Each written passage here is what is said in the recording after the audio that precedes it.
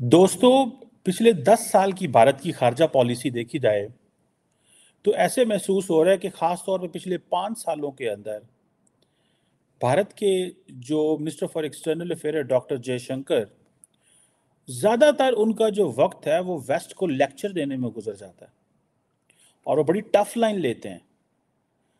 आज मैं एक उनका इंटरव्यू देख रहा था जिसमें वो कह रहे थे कि वेस्ट को आदत पड़ गई हुई है कि वो प्लेयर भी होता है, वो अंपायर भी होता है और वही जीत जाता है।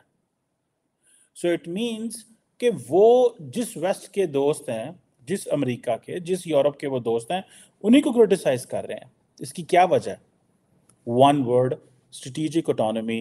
One word, India is authoritative now.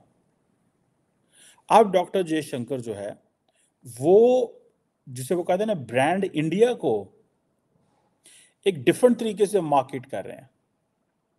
आज मैं देख रहा था कि इंडिया के जो नेवल चीफ हैं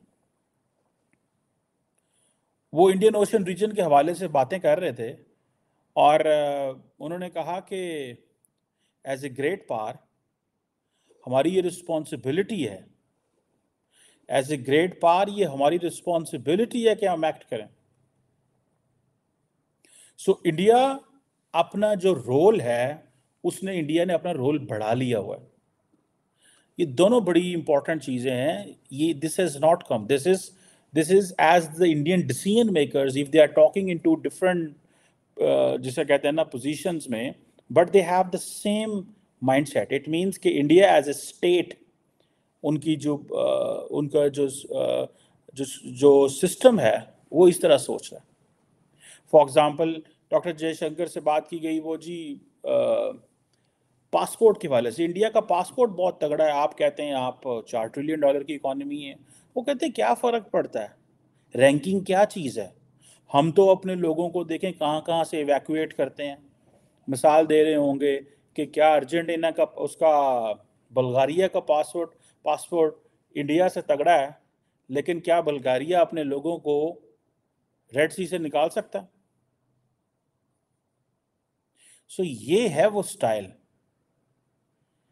जो मैं देखता हूँ। और आपको याद होगा थोड़ा अर्सा पहले ही, जिसे कहते हैं कि रशिया के जो फॉरेन मिनिस्टर लेवरोव हैं, उन्होंने भी कहा था कि I like Jaishankar for asking West to mind your business, जिसमें पर्टिकुलरली वो रशियन ऑयल का तस्करा करते हैं कि इंडिया ने रशियन ऑयल को ख़रीदा despite the fact there was a pressure. उनके ऊपर प्रेशर था लेकिन उन्होंने उस ऑयल को ख़रीदा। सो क्वेश्चन ये है कि ये जो डॉक्टर जयशंकर की जो लैंग्वेज है, जिसे वो कहते हैं ना कि इतना असर्टिव होके बोलते हैं, ये असर्टिव होना is not an easy way. आप फॉर एग्जांपल, ये मेरा ख्याल है सिंगापुर में वो एक अपनी बुक वाई भारत मैटर्स पर डिस्कशन कर रहे थे, और पाकिस्तान को भी आपको पता है, इंडिया की जो जितनी भी क्लास है, पॉलिटिकल क्लास और डिप्लोमेटिक, मिलिट्री तो खैर नहीं बोलती, उनका अपना एक आपको पता तरीक़ाकार होता है, उनके अपने चैनल्स होते हैं कम्युनिकेशन बात करने के। लेकिन अब उन्होंने पाकिस्तान को क्या कहा? जी, they use terrorism as an instrument of state craft. Remember, for the Pakistani foreign minister, remember one thing, there are two things. अभी मैं देख रहा था पाकिस्तान के फॉरेन मिनिस्टर ब्रसल्स में थे, they will never respond Jaishankar, I don't know why, but there is a question that if your immediate neighbor blames you, or if your immediate neighbor keep on talking about you in a negative connotation, is there a responsibility of a Pakistan to respond it or not? One. Secondly, एक challenge तो है कि doctor Jaishankar को जितने बड़े platform मिलते हैं, Pakistani foreign minister को तो नहीं मिलते। देन डॉक्टर जयशंकर खुद ब्यूरोक्रेट भी रहा है, अभी he is a politician and he is वजह से ना कॉम्बो है, कॉम्बिनेशन है, ठीक है। He was a practitioner of diplomacy and now he is crafting diplomacy, he is setting the tone for India कि इंडिया ने किस डायरेक्शन पे जाना है। सो वो जिसे कहते हैं ना, दे आर नॉट वो डॉक्टर प्राइम मिनिस्टर मोदी की जो ट्वीट आई थी उससे तो हमें पता चल गया कि वो क्या सोच रहे हैं, क्या हो रहा है, लेकिन this is not the question.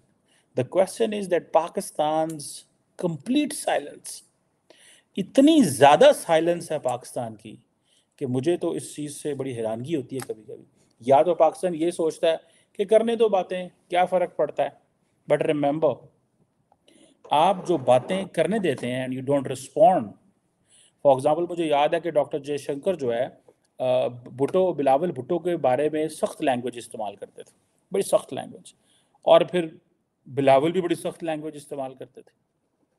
And then हालात ये पैदा हो गए कि इवन बिलावल को ही क्रिटिसाइज किया जाता था कि आप ऐसे क्यों हैं, इंडिया का तो हक बनता है, इंडिया तो ऐसे है. सो ये जो चीज़ है, सो बिलावल ने भी पीछे हट गए और उन्होंने बोलना बंद कर दिया. सो डॉक्टर जयशंकर को आप देखें, वो जिधर भी जाते हैं वो चाइना को भी क्रिटिसाइज कर रहे हैं, वो वेस्ट को भी क्रिटिसाइज कर रहे हैं, वो पाकिस्तान को भी रगेदे जा रहे हैं, वो सबके बारे में हर चीज़ किए जा रहे हैं.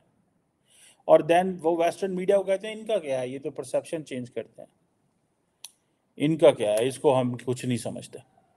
सिंगापुर, सो जिसे जिसे वो कहते हैं ना कि वो उनको समझ आ गई है कि दैट आप थोड़ा असर्टिव हो. सो वो कहते हैं जी वी आर, जिसे वो पाकिस्तान के केस में कहते हैं, we are not in a mood to overlook terrorism. Means कि वो टेररिज्म ही पाकिस्तान को उससे एसोसिएट करते हैं, नथिंग मोर नथिंग लेस. ठीक है. सो एंड देन उनका इतना ज़्यादा वो थीम पक्का हो गया है कि वो बड़ी, जैसे कहते हैं ना, फ्रॉम मेरी अंडरस्टैंडिंग के लिए, मैं जब अपने पॉलिटिशियंस को देखता हूँ, साइलेंस और आपस की लड़ाइयाँ. Jaishankar never utters a single word about domestic politics, never utters a single word about the BJP, क्योंकि मैंडेट ही नहीं है. भाई बीजेपी ने तो उनको बिठाया, इसलिए नहीं बिठाया कि आप बीजेपी के अंदर बात करो. कांग्रेस को वो क्रिटिसाइज नहीं करेंगे, कांग्रेस को वो तब क्रिटिसाइज करेंगे जिसे वो कहते हैं ना कि जब if there is something which Rahul Gandhi said about foreign policy, तो उस पे जाके वो क्रिटिसिज्म करेंगे. रिसेंटली कुछ माह पहले जब Rahul Gandhi America, Europe, Oxford वगैरह के विजिट पे थे, तो वो बहुत सारे वहाँ कमेंट्स करके आए, तो जिसको डॉक्टर जयशंकर ने रिस्पॉन्ड किया. सो मैं तो इसको देखता हूँ कि डॉक्टर जयशंकर की ये जो असर्टिवनेस है, इसका देखें, इसमें तो कोई शक नहीं है कि there is no diplomat of his stature at the moment in our region. इसमें तो मानना पड़ेगा ये बात. You just cannot ignore this, even if you like Dr. Jaishankar or not. लेकिन फॉर एग्जांपल मसला हो ग्लोबल ब्रांडिंग का, मसला हो चाइना का, मसला हो बाकी चीज़ों का, सो वो क्या करते हैं, वो अपना एक ही बात करेंगे और वो कॉन्टीन्यूसली दे विल टारगेट, और बड़े टिका के टारगेट करते हैं. और किसी को आप वेस्ट में, आपको याद होगा जब म्यूनिक सिक्योरिटी कॉन्फ्रेंस के अंदर doctor Jaishankar, Antony Blinken and German foreign minister बैठी हुई थी, तो उनसे सवाल किया गया रशियन ऑयल का, तो उन्होंने कहा so what, you should be happy, I am your friend and I have more choices.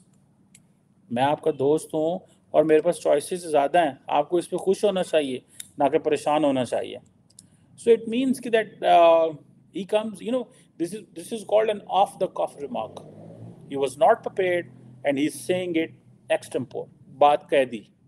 सो ये चीज़ें हैं, मैं समझता हूँ कि ये there is no one who is responding him, there is nobody who has those platforms. हमारे फॉरेन मिनिस्टर अभी गए हुए थे Belgium.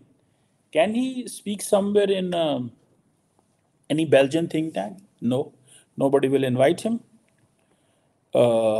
And then if he's invited, there will be questions about problems in Pakistan. He cannot say something. So हमारे foreign minister वहाँ conference से आए and then he went to London. London में जाके अपने मीडिया को बुला के प्रेस कॉन्फ्रेंस करके तो निकला है वहाँ से. ये वो चीज़ें हैं, मैं समझता हूँ कि ये बड़ी प्रॉब्लमेटिक है फॉर अस. ये जो क्वेश्चन है कि पिछले 100 दिनों के अंदर इंडियन नेवी के जो मैरीटाइम ऑपरेशन है वो इतनी तेज़ी से बढ़ रहे हैं. Always there is some logic. So, for example, from Kochi to 1100 nautical miles, यानी कि 2000 किलोमीटर तक पोर्ट विक्टोरिया में भी वो, when you started from Kochi, you go to the Port Victoria, an island in the Indian Ocean near the उसके Madagascar, and then which is 2000 kilometer from the Kochi से 1100 nautical mile बनता है, and India is responding there. And then आप जिसे वो कहते हैं ना सुकात्रा, another place in Indian Ocean, Somalia, वो पायरेट्स वाले जो इशू है, वहाँ पे वो 3000 किलोमीटर वो आते हैं मुंबई से या किसी और पोर्ट से, और वो 1600 नॉटिकल माइल्स पे आते हैं अंदर और आके ऑपरेशन करके चले जाते हैं.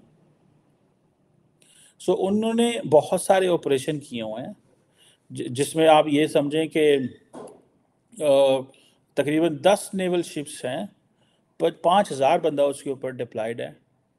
वो कहते हैं हमने 110 लोग जो हैं वो बचाए हैं, जिसमें 45 इंडियन थे, 65 फॉरेनर्स थे, और 15 लाख टन ऑफ कार्गो जो है वो हम उसके अंदर लेके आए इंडिया के अंदर. मैंने आपको बताया था that why India is aggressive is to save the supply chain. That is one thing.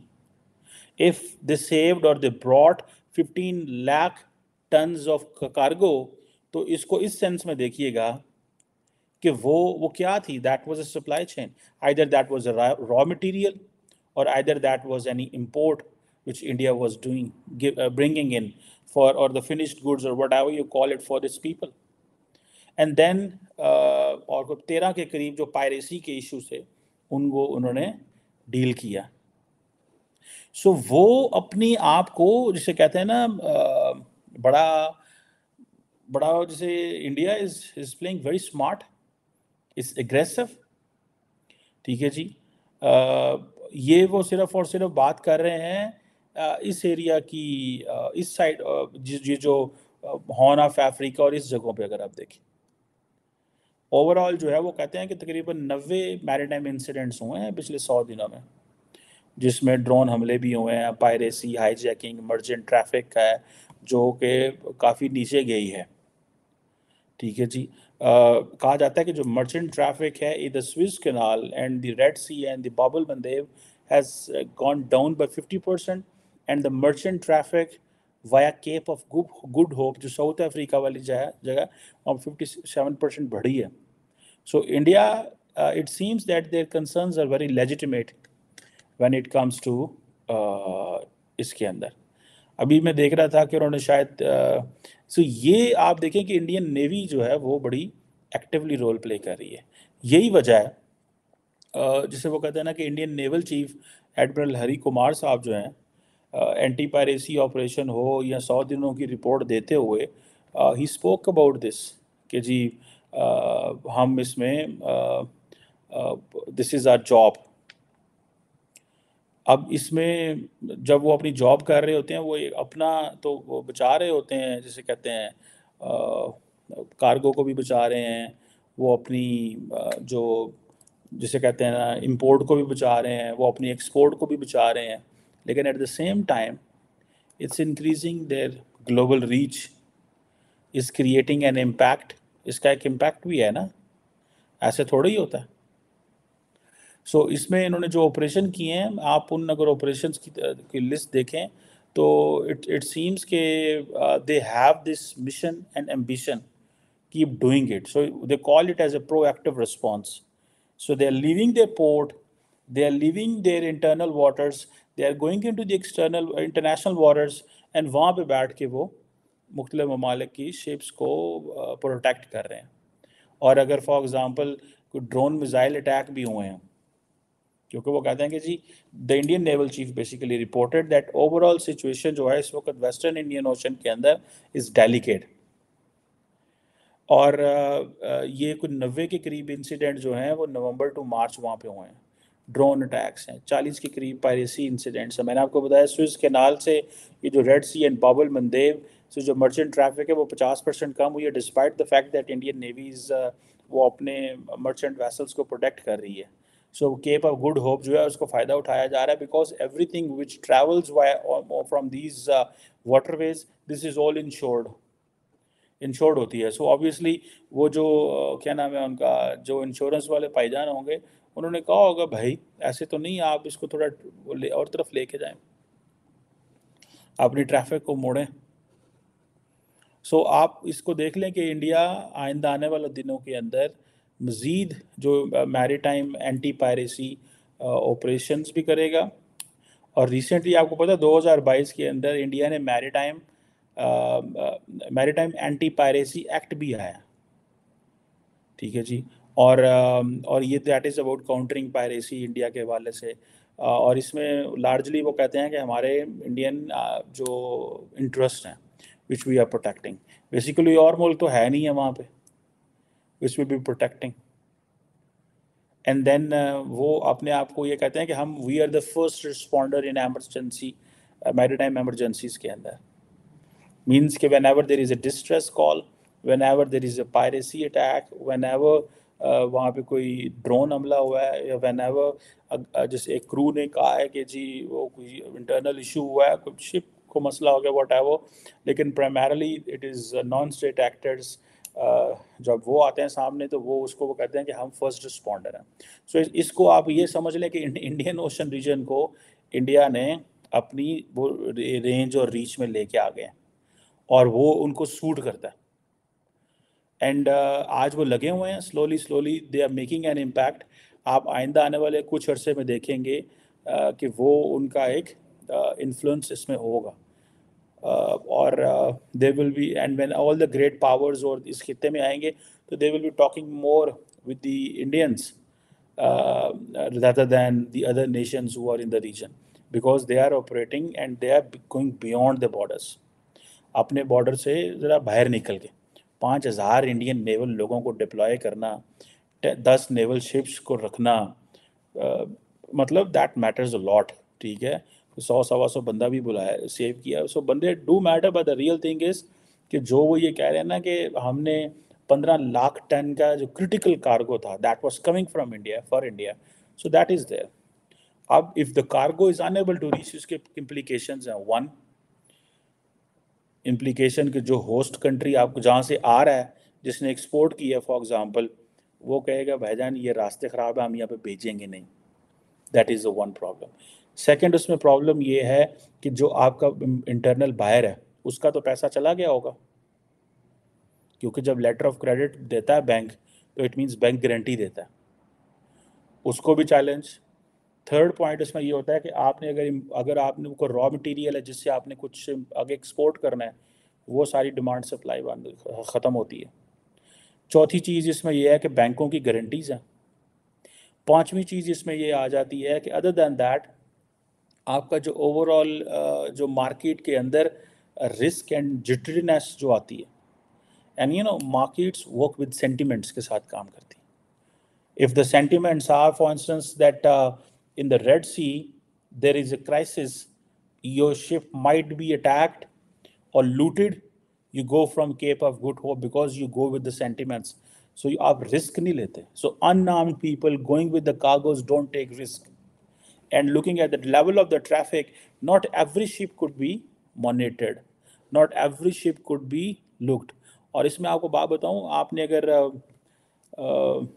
Captain America I think एक मूवी है, वो बड़ी interesting movie I think, Somali pirates की है, वो देखने वाली है।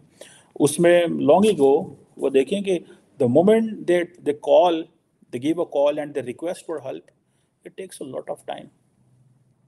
तो हर शिप को तो वो दे भी नहीं सकते। सो इंडिया के लिए it has become a challenge to protect, to go into the international waters, have, जिसे कहते हैं ना कि इनबाउंड जितना कार्गो है उसको प्रोटेक्ट करना है, एंड आउटबाउंड जो बाउंड कार्गो है उसको भी प्रोटेक्ट करना है। सो वो इसीलिए वो कह रहे हैं कि जी हम इस चीज़ों में हैं, लेकिन with this they are having this great power thing. So जो नेवल चीफ साहब ने, इंडिया के हरि कुमार साहब ने कहा है कि Bharat is on the trajectory of being a great power, and with great power comes greater responsibility. So वो कहते हैं हम अपने मैरीटाइम इंटरेस्ट को प्रोटेक्ट करेंगे। सो आप देख लें कि ये जो मैरीटाइम इंटरेस्ट है ये ग्लोबल वो अपनी रिस्पॉन्सिबिलिटीज़ वो समझते हमारी बढ़ चुकी हुई हैं। सो लेट्स सी इसमें ये कैसे चीज़ें चलती हैं, किस हद तक चीज़ें चलती हैं, क्या बनता है, और किस हद तक एक ये right no you know it's a crisis, but only the powerful countries can save them. छोटे मोटे मुल्कों के लिए तो ये गुंजाइश नहीं होगी, वो तो अपने इन चीज़ों को नहीं प्रोटेक्ट कर सकते। But both of these two things where Dr. Jaishankar is lecturing West and Ravi Kumar साहब जो हरि कुमार साहब जो हैं वो ये कह रहे हैं कि हम अब ग्रेट पावर हैं and we have more responsibilities.